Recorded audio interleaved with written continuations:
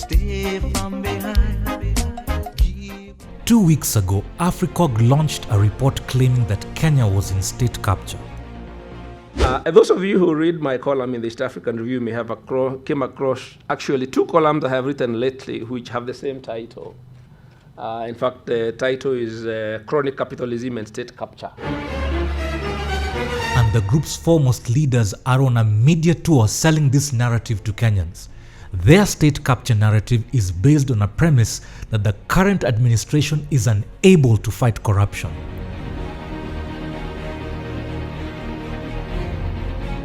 According to their report, while President Kenyatta has done a lot to institutionalize the war on corruption, he has not been able to cut off the roots.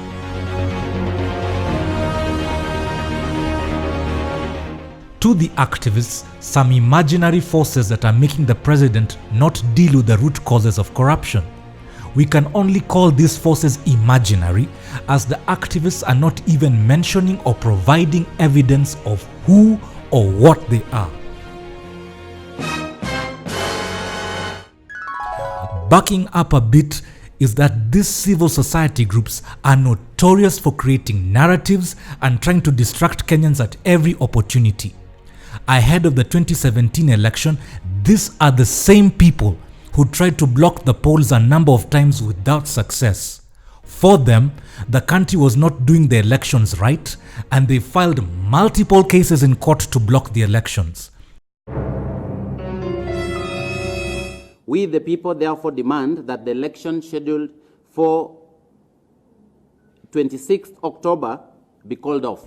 For them, nothing in this country is ever going right, even when all other Kenyans are working hard to deal with the challenges.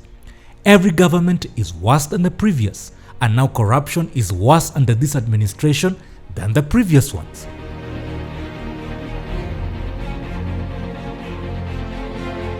In fact, after the elections, the activists appeared to have gone dead with nothing bad to say about a country they always want to see in chaos. The handshake between President Kenyatta and opposition leader Raila Odinga appeared to have rendered them voiceless.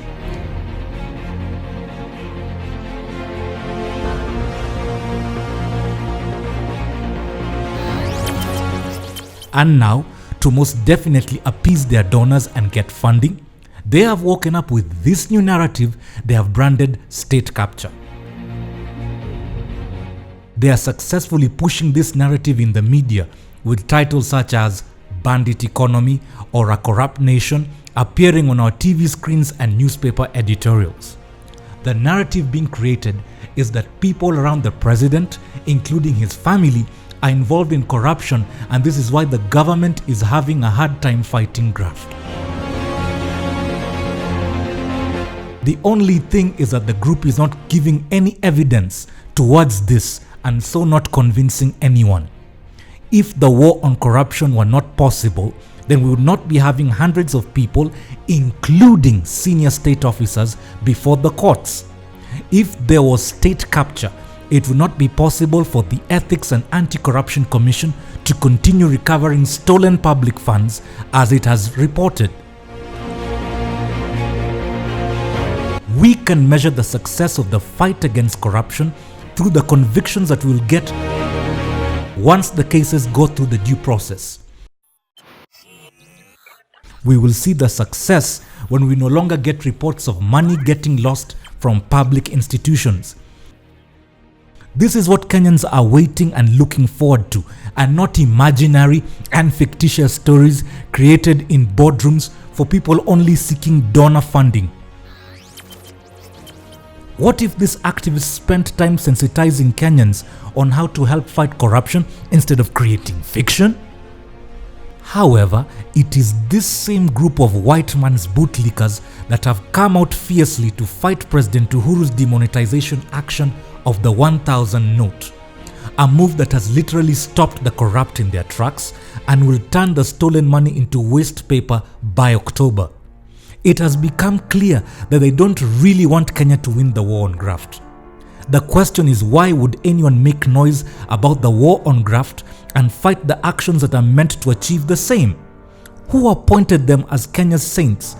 Has selling fiction to Kenyans become this profitable?